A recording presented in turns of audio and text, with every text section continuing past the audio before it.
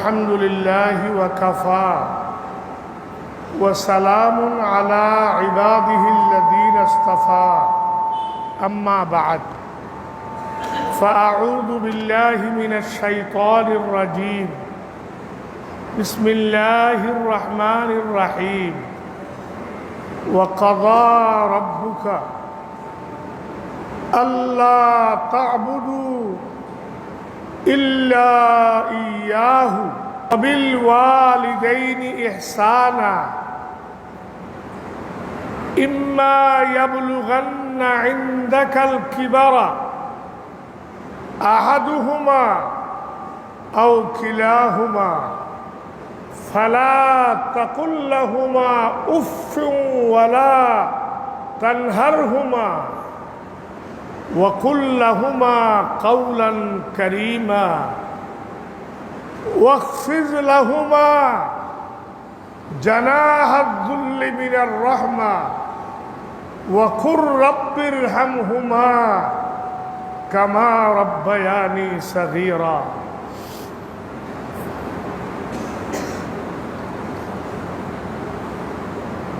আল্লাহ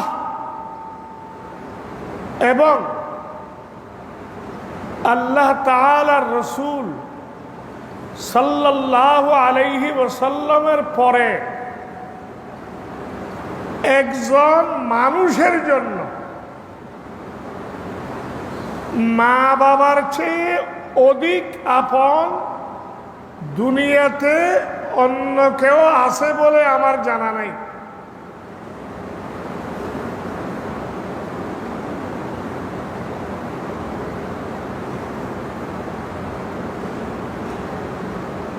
এই জন্য রাসূলুল্লাহ সাল্লাল্লাহু আলাইহি ওয়াসাল্লাম বলেছেন,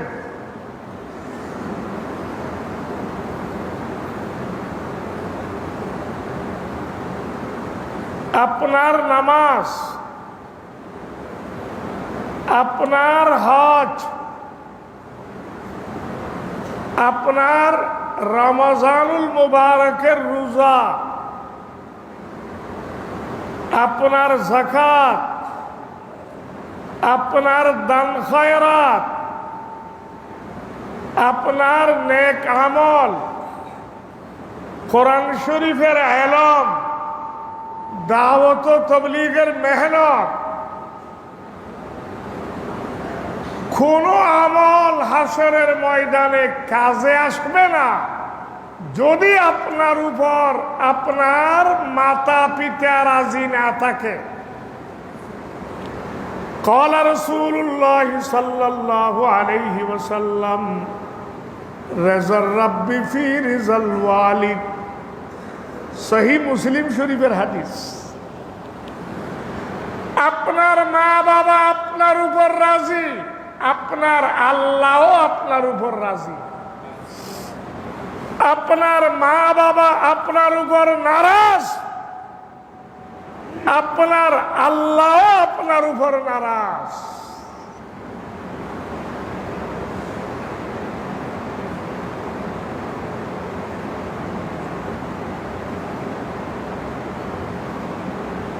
শ্বশুরকে দেওয়ার জন্য আপনার হাতে টাকা থাকে,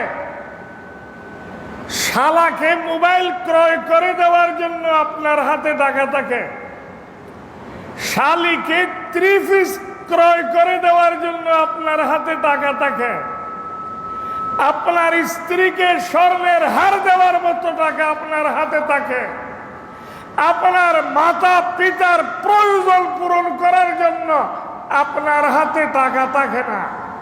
কত বড় কপাল পরা, কত বড় বদ্দিন হলে মানুষ এরকম হইতে পারে।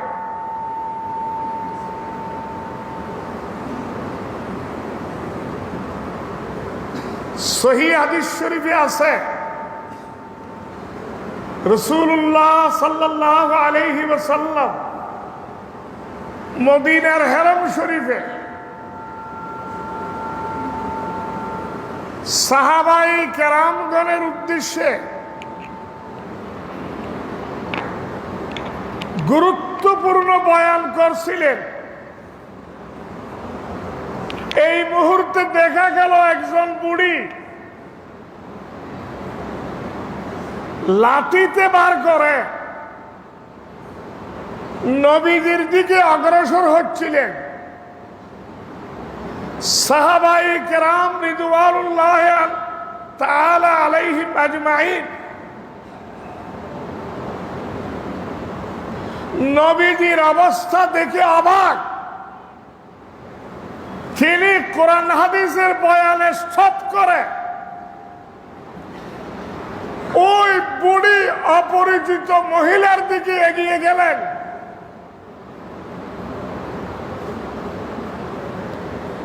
ইমামুল আম্বিয়া মুহাম্মদুর রাসূলুল্লাহ সাল্লাল্লাহু আলাইহি ওয়াসাল্লামের সেই রুমাল মুবারক মাটিতে বিছিয়ে দিলেন। অপরিচিত মহিলাকে নবীজির রুমালের উপর বসার সুযোগ করে দিলেন। তাশাহুদের হালতের মতো দুজানু হয়ে উক্ত মহিলার সামনে নবীজি বসে পড়লেন। অতঃপর তার খোঁজ খবর নিয়ে তাকে হাদিয়া দিলেন।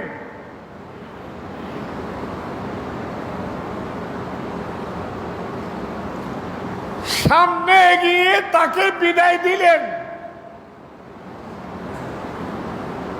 বয়ানের শেষে সাহাবায়ে কেরাম রিদওয়ানুল্লাহ আলাইহিম আজমাইন নবীজিকে আরজ করলেন, ইয়া রাসূলুল্লাহ সাল্লাল্লাহু আলাইহি ওয়াসাল্লাম, এই বুড়িকে, যেই বুড়ির সাথে আপনি এই ধরনের অবাক্ষরা আচরণ করলেন, নবীজি বললেন সেই বুড়ি সেই ভাগ্যবতী নারী যিনি আমাকে কুলে তুলে বুকে রেখে নিজের দুগ্ধ পান করিয়ে আমাকে লালন পালন করেছিলেন, হালিমাতুস সাদিয়া রাদিয়াল্লাহু তাআলা আনহা। তিনি গর্ভধারিণী মা নন, শুধু শুধু লালন পালন করেছিলেন, শুধু শুধু বুকের দুধ পান করিয়েছিলেন, তাও দুই সাইডের দুধ নয়, এক সাইডের দুধ। আমার নবী বলে দিলেন, আম্মা জান, আমার তো আরেক ভাই আছে, দুই ভাত আমার মুখে দিবেন না, এক ভাত তার জন্য বরাদ্দ রাখবেন, আর এক ভাত আমাকে দিবেন। বিশ্ব জগতের জন্য যিনি রহমত, বাল্য জীবনেও তিনি কখনো বেইনসাফ করতে পারে না।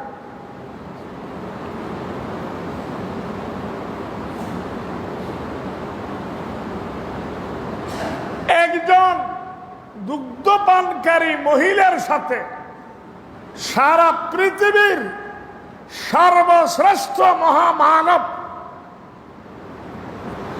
আল্লাহর পরে যিনি সবচেয়ে বড়,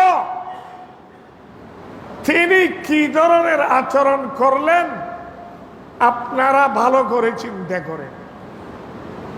আপনার আম্মা জান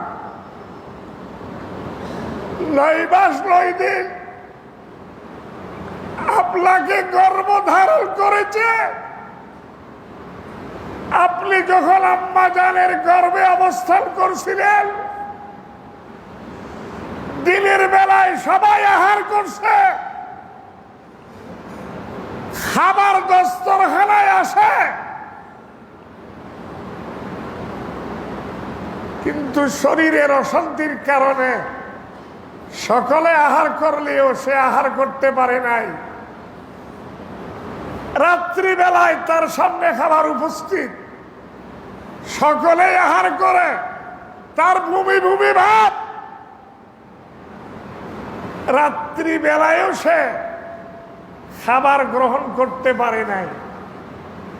এই জন্য রাসূলুল্লাহ সাল্লাল্লাহু আলাইহি ওয়াসাল্লাম বলেছেন, একজন গর্ভধারিণী মুসলমান আম্মা জান যতদিন তার গর্ভে সন্তান থাকবে ততদিন পর্যন্ত আহার করতে পারলেও তাকে আল্লাহ তাআলা রোজাদার হিসেবে গণ্য করবে। দুনিয়ার কোন মানুষ 24 ঘন্টায় 2 রোজা রাখতে পারে না। গর্ভধারিণী মায়েদের ব্যাপারে আল্লাহর রাসূল বলেছেন, দিবা রাত্রি ডেইলি 2টা রোজার সওয়াব তার নামে লিপিবদ্ধ করা হবে।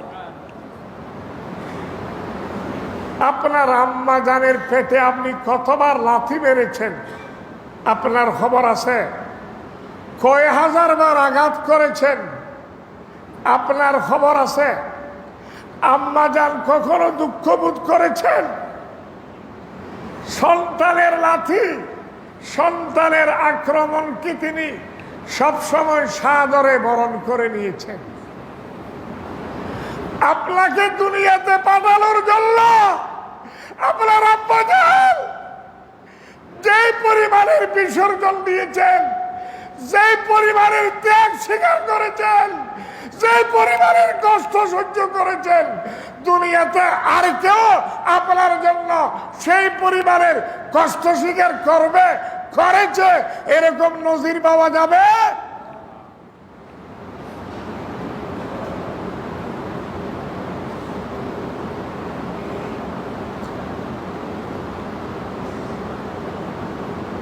দুনিয়ার সবচেয়ে বেশি সেবা দেওয়ার মাধ্যমে আপনাকে যিনি লালন পালন করেছেন তার সাথে আপনি বেয়াদবি করেন, তার সাথে আপনি পাল্টা জবাব দেন, তার অন্তরে আপনি তাকে কষ্ট দেন, আপনার আম্মা জান সহ্য করতে পারে, আল্লাহর কসম আপনার আল্লাহ সহ্য করবে না। রাসূলুল্লাহ সাল্লাল্লাহু আলাইহি ওয়াসাল্লাম বলেছেন, সব গুনাহের ব্যাপারে মরণ পর্যন্ত আল্লাহর বান্দাকে ছাড় দেওয়া হতে পারে, কিন্তু মা বাবার অবাধ্যতা, মা বাবার সাথে বেয়াদবি করার গুনাহের শাস্তি দুনিয়াতে আল্লাহ দিবেন, মরণের পূর্বেই তাকে ভোগ করতে হবে।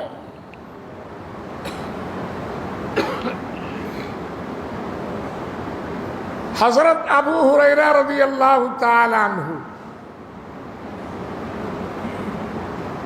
রাসূলুল্লাহ সাল্লাল্লাহু আলাইহি ওয়াসাল্লামের মুবারক হাতে ইসলাম গ্রহণ করেছেন। প্রেমের টানে বাসায় থাকতে পারে না, নবীজির চেহারা দেখলে দুনিয়ার সকল ক্লান্তি, সকল কষ্ট দূরীভূত হয়ে যায়।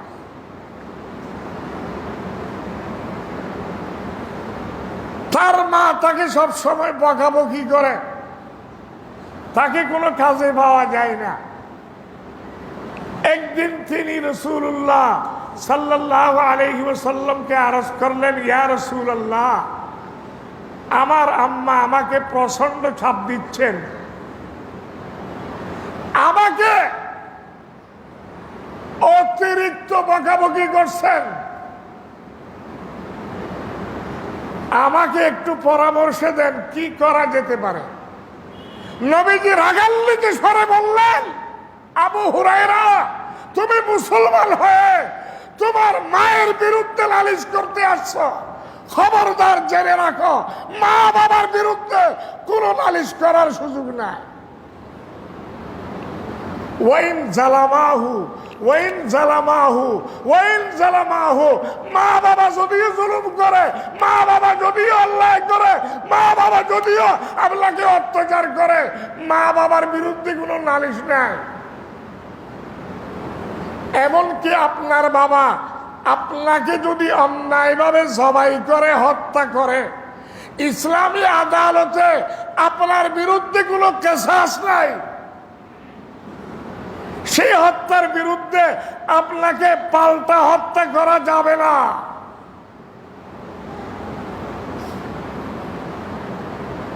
আবু হুরায়রা রাদিয়াল্লাহু তাআলা আনহু আরজ করলেন, ইয়া রাসূলুল্লাহ, নালিশ করতে আসি নাই, আপনার কাছে দোয়া চাইতে এসেছি, আমার আম্মা যেন মুসলমান হয়ে যায়।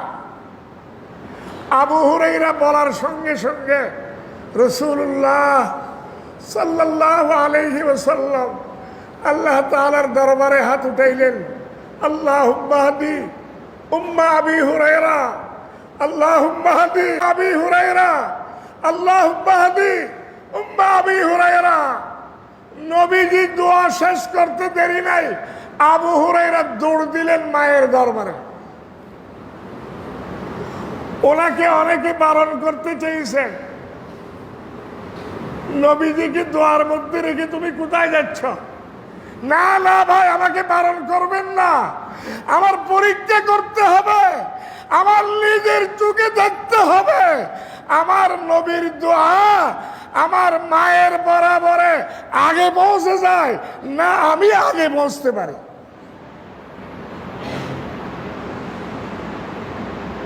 আবু হুরায়রা রাদিয়াল্লাহু তাআলা আনহু দ্রুত গতিতে মায়ের কাছাকাছি গিয়ে ডাক দিলেন, আম্মা জান। ভিতর থেকে আওয়াজ আসলো, আবু হুরায়রা, আমার প্রিয় সন্তান, আমি গোসলখানায় আছি, তুমি অপেক্ষা করো, গোসল শেষে আমি তোমাকে দরজা খুলে দেব। আম্মা জান গোসল করে করার পরে বলে, আবু হুরায়রা, আমি আর সহ্য করতে পারি না, আমাকে নিয়ে যাও তোমার নবী মুহাম্মদুর রাসূলুল্লাহ সাল্লাল্লাহু আলাইহি ওয়াসাল্লামের দরবারে, আমি মুসলমান হয়ে যাব, আমি তোমার নবীর হাতে কালিমা পড়ে ঈমানের কাতারে অন্তর্ভুক্ত হয়ে যাব। এখন বলেন তো, নবীজির দোয়া আগে গেছে না আবু হুরায়রা আগে গেছে? আবু হুরায়রা পৌঁছার আগে নবীজির দোয়ার অ্যাকশন তার মায়ের অন্তরের মধ্যে কাজ করা শুরু করে দিয়েছে। আপনার মা বাবা যদি অন্যায় করে, আপনাকে জুলুম করে, সকল সম্পত্তি আরেকজনের নামে লিখে দেয়, মুসলমানের জন্য মা বাবার বিরুদ্ধে নালিশ করার কোনো অনুমতি নেই। আপনি সর্বোচ্চ আদালতে বলেন, আল্লাহ আমার বাবাকে হেদায়েত করো, আল্লাহ আমার বাবাকে তুমি সঠিক পথে পরিচালিত করো, আল্লাহ আমার বাবাকে তুমি অন্যায় থেকে বের করে আনো, অন্যায় করলে আমার বাবা তো জাহান্নামে যাবে, আমাকে বঞ্চিত করলে আমার জন্য তো তুমি এসো, আমার কোনো সমস্যা হবে না। কোরআন শরীফে আল্লাহ তাআলা বলেছেন, ওয়া কাযা রাব্বুকা আল্লা তা'বুদু ইল্লা ইয়্যাহ ওয়া বিল ওয়ালিদাইনি ইহসানা ইম্মা ইয়াবলুগান্না ইনদাকাল কিবারা আহাদুহুমা আও কিলাহুমা ফালা তাকুল লাহুমা উফ। মা বাবা তোমাকে বকা দিবে, মা বাবা তোমাকে বেত্রাঘাত করবে, পাল্টা জবাব দেওয়া তো দূরের কথা, মা বাবার আচরণে দুঃখিত হয়ে উফ শব্দ পর্যন্ত মুসলমান বলতে পারে না। ওয়ালা তানহারহুমা, খবরদার মা বাবার সাথে বড় করে আওয়াজ করা যাবে না, মা বাবাকে উচ্চ স্বরে কথা বলা যাবে না, মা বাবার সাথে কখনো অসভ্য ব্যবহার করা যাবে না। ওয়াকফিজ লাহুমা জালাহাদ যুল্লি মিনার রাহমা, সে যা করবে করো, 24 ঘন্টা মা বাবার সামনে আপনাকে নমনীয় থাকতে হবে। আমার কথা নয়, সরাসরি রব্বে করিমের কথা বলছে।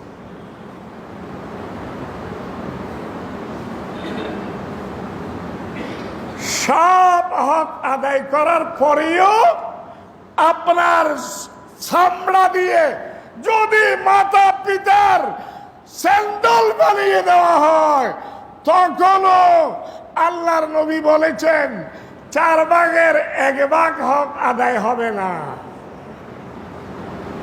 কি করবেন? আপনার সামর্থ্য অনুযায়ী মানুষ হিসাবে মা বাবার প্রতি সর্বোচ্চ সৎ ব্যবহার করার পরেও যথেষ্ট নয়। আপনাকে আল্লাহর দরবারে দোয়া করতে হবে, আল্লাহ আমার মা বাবাকে রহম করো, জীবিত থাকলে মা বাবাকে আরামের হায়াত দান করো, ইজ্জতের হায়াত দান করো। যেদিন দুনিয়ার থেকে নিবে আমার মা বাবাকে ঈমানের সাথে যাওয়ার তৌফিক দান করো।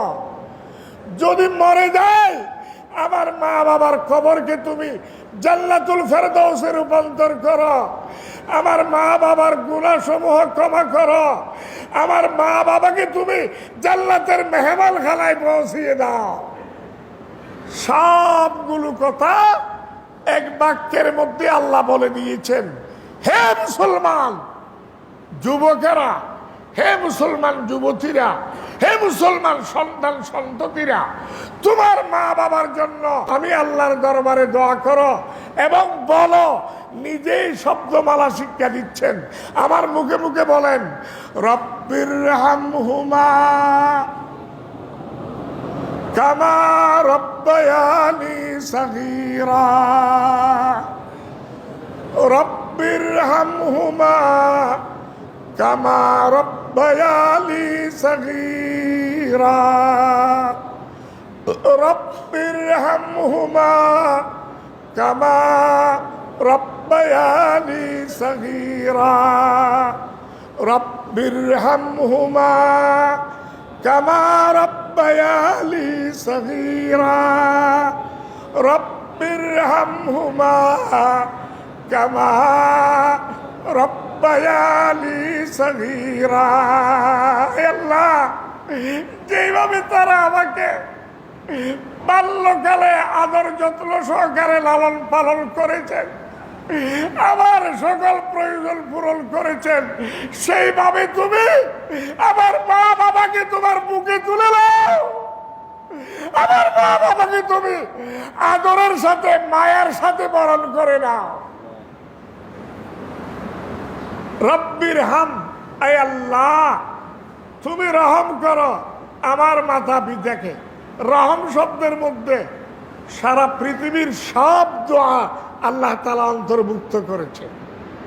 জীবিত মা বাবার জন্য করতে হবে, মৃত মা বাবার জন্য করতে হবে। দৈনিক কয়বার করা লাগবে আমি বারবার আপনাদেরকে বলেছি, আবারও স্মরণ করে দিচ্ছি।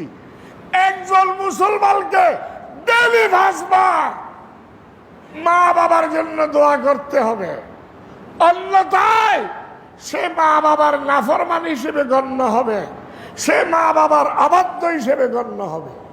দলিল আল্লাহ তাআলা কোরআন শরীফে বলেছেন, আনিশকুরলি ওয়ালি ওয়ালিদাইক, হে মুমিন নর নারীগণ, আমি আল্লাহ সৃষ্টি করেছি, আমি আল্লাহ তোমাকে বাঁচিয়ে রেখেছি, আমি আল্লাহ তোমার আহারের ব্যবস্থা করেছি, আমি আল্লাহ তোমাকে ঈমানের দৌলত দান করেছি, আমি আল্লাহ তোমাকে সময় মতো মরণ দান করব।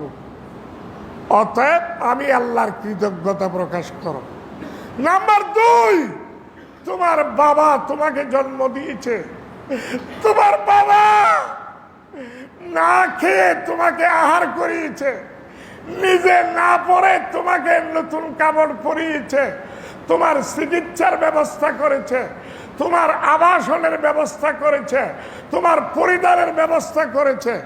সব কিছু মাথার ঘাম পায়ে ফেলে অস্ত্রের মুখে দাঁড়িয়ে তোমার বাবা তোমার প্রয়োজন পূরণ করেছে, তোমাকে মানুষ বানানোর জন্য সর্বোচ্চ চেষ্টা করেছে, তোমার মা তোমাকে গর্ভধারণ করেছে, তোমার মা তোমাকে কষ্ট করে প্রসব করেছে, তোমার মা তোমাকে দুগ্ধপান করেছে, তোমার মা ছোটবেলায় তোমাকে প্রতিপালন করেছে। অতএব তোমার মাতা পিতার কৃতজ্ঞতা প্রকাশ করো। আল্লাহ শুধু এই পরিমাণ বলেছেন। আল্লাহর কৃতজ্ঞতা আর মা বাবার কৃতজ্ঞতার ধরন কি হবে? মুফাসসিরিন কেরাম লেখেন, বিশেষ করে ইমাম কুরতুবী রহমতুল্লাহ আলাইহি তার কিতাব তাফসীর কুরতুবীতে উল্লেখ করেছেন, আল্লাহ তাআলার কৃতজ্ঞতা প্রকাশ করতে আল্লাহ বলেছেন তা পালন করতে হবে 5 ওয়াক্ত নামাজ আদায়ের মাধ্যমে। যারা নামাজ পড়ে না তারা আল্লাহর কৃতজ্ঞ নয়, তারা আল্লাহর অবাধ্য, তারা আল্লাহর নাফরমান, তারা আল্লাহর দুর্বল। আর মা বাবার কৃতজ্ঞতা প্রকাশ করার ধরন হবে ডেলি 5 বার মা বাবার জন্য দোয়া করতে হবে। ফরজ নামাজের পরে করতে পারলে বেশি ভালো। কেন? নাম্বার 1, মা বাবার জন্য ছেলে মেয়ের দোয়া ফেরত হয় না। নাম্বার 2, ফরজ নামাজের পরবর্তী দোয়া আল্লাহর দরবারে ফেরত হয় না। তাহলে মা বাবার জন্য সব কিছু উৎসর্গ করার পরেও আমাদেরকে ডেলি কয়বার দোয়া করতে হবে? বড় আওয়াজে বলেন, আরো জোরে বলেন। মা বাবা আল্লাহ পাকের বড় নিয়ামত। বাবাকেও হারিয়েছি, মাকেও হারিয়েছি। আমার আনন্দে আনন্দিত হবার মতো আল্লাহর কসম দুনিয়াতে এখন আর কেউ নেই। আমার দুঃখে প্রকৃত দুঃখী হওয়ার মতো আল্লাহর কসম আর কোনো মানুষ দুনিয়াতে নেই। আমার যদি কিডনি নষ্ট হয়ে যায়, আল্লাহ না করুক, আমার স্ত্রীকে যদি বলি আমাকে একটা কিডনি দেওয়া হোক, রাজি হবে না। আমার ছেলেকে যদি বলি বাবা তো শেষ বয়সে, কিডনি দিয়ে লাভ কি, আমার তো ভবিষ্যৎ আছে, একটা কিডনি দিতে রাজি হবে না। আমার আব্বা যদি জীবিত থাকতো, আমার আব্বাকে যদি বলা হতো, আমার আব্বা বলতেন আমার ছেলে মারা যাবে, আমি বেঁচে থাকতে চাইলাম, আমার একটা নয় প্রয়োজনে 2টা কিডনি দিয়ে দেন, ঠিক না বেটে? আমি একদিন অসুস্থ, আমার আব্বা যান মাদ্রাসার কাছে পাকিস্তান, 2.5 বছর আবদ্ধ। আমাদের ঘরে আহারের জন্য কিছু ছিল না, আয় উন্নতির কোনো উপায় ছিল না। কত কষ্ট করে আব্বা যান আমাদেরকে লালন পালন করেছে। ঘুমের রাত্রে সবাই ঘুমাই গেছে, আমার আব্বা আমার পাশে বসা, আব্বা যান বলতেছেন আল্লাহ আমার ছেলের রূপটা আমাকে দিয়ে আমার ছেলেটাকে মুক্ত করে দাও। আমার 2 কালে আমি শুনেছি এমন কোন মানুষ দুনিয়াতে মা বাবা ছাড়া আর কেউ পাওয়া যাবে, সেই মা বাবার সাথে আমার বেয়াদবি করে। আপনার মা বাবা যদি মৃত্যুবরণ করে থাকে, বেয়াদবি করে ফেলেছেন, এখন আপনার করণীয় কি? হাদিস শরীফে আছে মা বাবার জন্য বেশি বেশি সদকা করবেন, হালাল টাকা মা বাবার ইসালে সওয়াবের উদ্দেশ্যে আল্লাহর রাস্তায় ব্যয় করবেন, ভালো কাজে ব্যয় করবেন। আপনার পক্ষ থেকে যখন নিয়মিত হাদিয়া যাইতে থাকবে, ফেরেশতারা বলবে আপনার মা বাবার অন্তরে যদি আপনার জন্য দুঃখ থাকে, ওইখান থেকে আপনার মা বাবা আপনাকে ক্ষমা করে দিবে। মা বাবার জন্য বেশি বেশি দোয়া করবেন। আপনার দোয়ার বরকতে যখন মা বাবা খবরের মধ্যে উপকার পাবে। হাদিস শরীফে আছে এক ব্যক্তি দীর্ঘদিন পরে বলে, ভাই আমার হাতে জান্নাতের টিকিট এসে গেছে, কেমনে? তুমি তো জাহান্নামে ছিলা। কয় আমার একটা ছেলে ছিল দুনিয়াতে, সে নিয়মিত আমার জন্য দোয়া করে, তার দোয়ার বরকতে আল্লাহ তাআলা আমাকে ক্ষমা করে জান্নাতের টিকিট দিয়ে দিছে। আপনার কারণে মা বাবা যখন কবরে উপকার ভোগ করবে, মা বাবার অন্তরে যত দুঃখ ব্যথা আছে সব তারা ক্ষমা করে দিবেন। মা বাবা রাজি হয়ে যাবেন। আল্লাহ বলেন, আমি আল্লাহ তোমার উপর রাজি হয়ে যাব। قال رسول الله صلى الله عليه وسلم رضا الرب في رضا الوالدين। আল্লাহর পয়গম্বর বলেন, তোমার মা বাবা তোমার উপর রাজি আছে, তোমার সব আমল তোমার কাজে আসবে। তোমার মা বাবা যদি তোমার উপর নারাজ